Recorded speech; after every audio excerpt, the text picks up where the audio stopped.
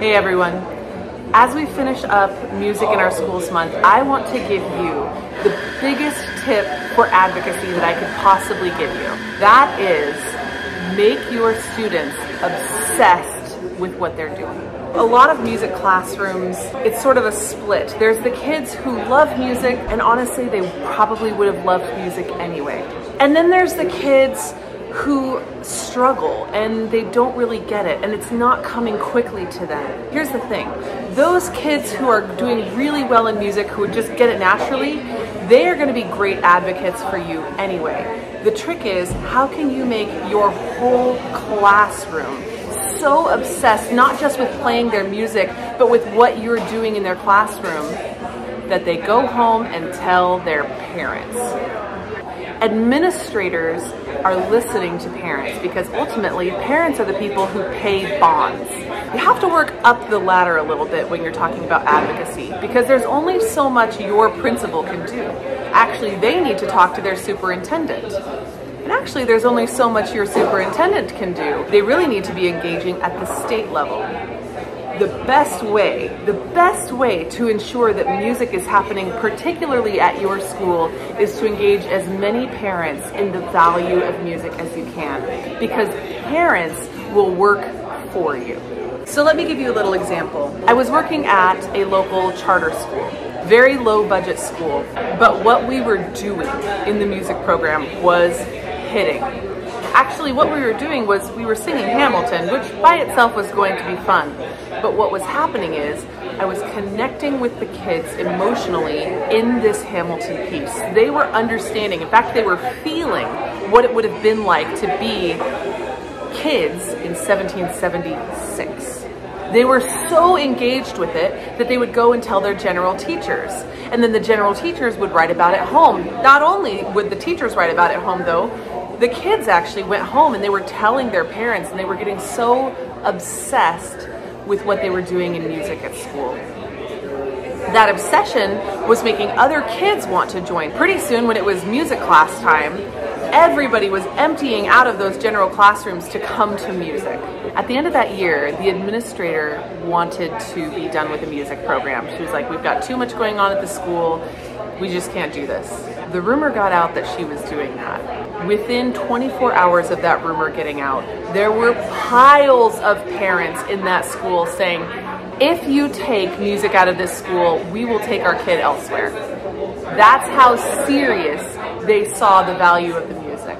So the question is, how can you create such a culture in your school where general classroom teachers are seeing the value, where your students are so obsessed that they get so excited, all of them, not a few of them, and then parents are so loving what you're doing that they would go to bat for you if they found out you were on the line. I'd like to give you 3 ways that you can create this sort of incredible music positive environment in your school. All 3 ways though are going to be about you investing in you. So let's start with number 1. Number 1 is find joy.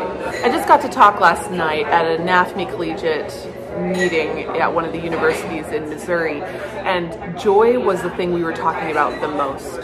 Because if these pre-service teachers can figure out how to have joy when they practice, how to have joy when they work, that it's not about forcing yourself to do things, but it's actually about finding joy in those little moments, then they will actually create that environment in their classrooms, and that's where kids will want to be. There's actually this great G.K. Chesterton quote, because children are abounding in vitality and in spirit fierce and free, they want something done again and again and again. And the adult person does it over and over and over again until they're nearly dead.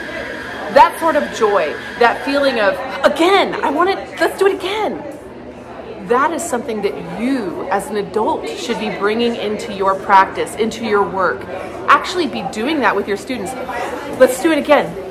It is okay to be excited. In fact, it's the thing that is going to drive your students to the kind of obsession that creates real amazing music culture in your classroom. The second thing you need to do is you actually need to ensure that your brain is capable of having joy. If you're overloaded, overstressed, and burnt out, your brain is actually not capable of being overloaded and joyful at the same time. It's actually just physiologically difficult because too much energy is going towards negative pathways. You need to create some space in your life so that you can have rest. And from rest, you can have enough energy for joy. I'd like you to go to a coffee shop, like where I'm at right now, and I'd like you to consider what are ways that you can meaningfully find rest. I'll give you a little bit of a hint here. If you work all day with your brain, you could rest by doing nothing, but a better way to rest when you work all day with your brain is to actually work with your body. Let your body be active.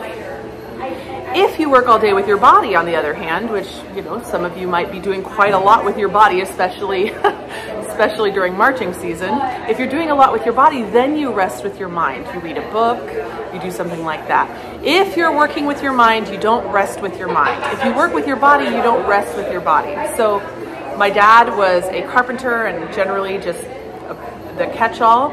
When he came home to rest, he didn't work in our backyard or fix our house. He read a book. Same sort of deal. Same sort of deal. If you are working all day with your thinking mind and your feeling mind, you need to come home and garden. Here's the third way that you're going to invest in yourself to create this incredible music culture in your schools. You're going to educate yourself about how to become an emotionally intelligent music instructor. There is nothing better you can do than to give yourself the gift of knowledge of how to deal with your students better. For the next week, we are going to be selling 18 hours of professional development for $99. A whole year of access for $99. That is 1/5 of what it normally costs.